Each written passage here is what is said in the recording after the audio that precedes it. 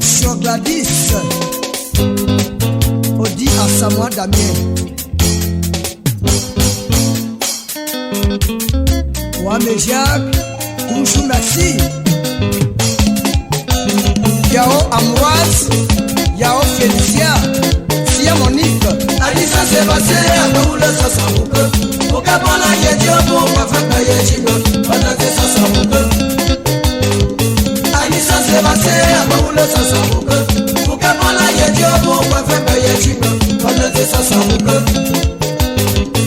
And I get to do when nobody was here. Let's say, yes, I don't know where I'm going to go. See, I say, where I'm going to go. I said, put up your head, but I'm going to say,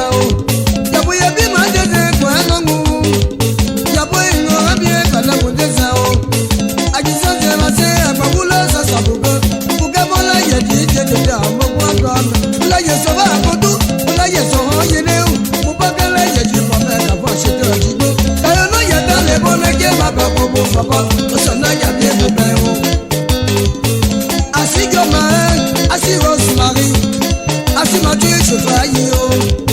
Ok, il y a 7 ans, mais là, il y a nous mêmes, les chamans, à pas aimer. On était à chaque fois, mon nom est Elisa.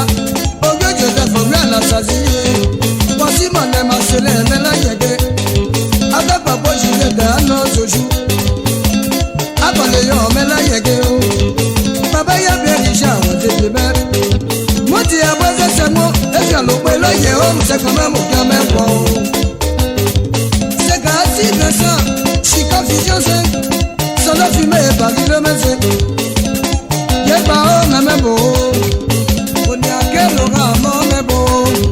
Paris le même planète, mon même beau. Ça va dire, va qui non, non, mais c'est. T'as un y'a dans les bonnes, y'a ma belle pour bon, ça va. Y'a plus confié, Paris sont.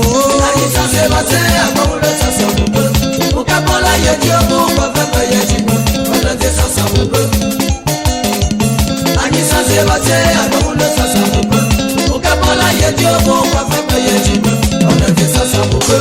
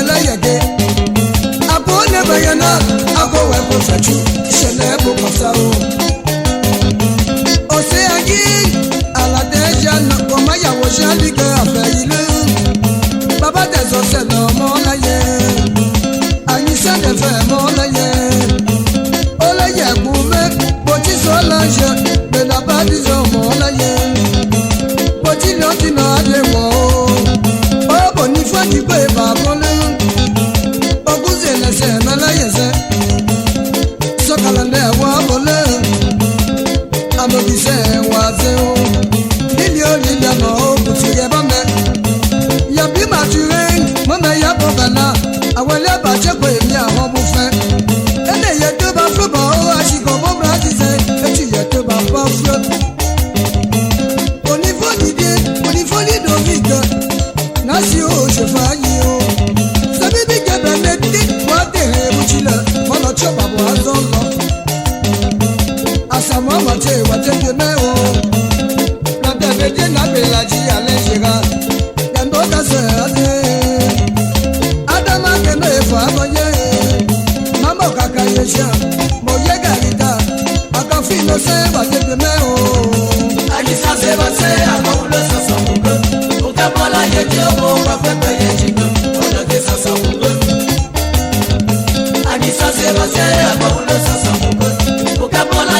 mo wa fe pe ye ji mo